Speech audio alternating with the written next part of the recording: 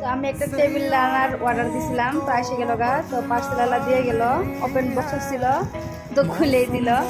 তো দেখি কিরম আসলো, খুলো তো।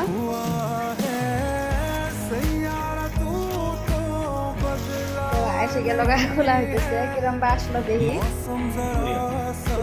খুলো তো, ভিতরে কোনো রিজেক্ট হয়ে গেছে নাকি, খুলবেরও পাইতেছে না বেসরা। বড়ি আইছে, বেসরা বাইরে দিতেছে একবারে। কিরম হলো, ছুটে থাকে এগুলো। বড়ি আইছে, খুব সুন্দর আইছে, দেখবাই লাগছেন, ভালো লাগছে।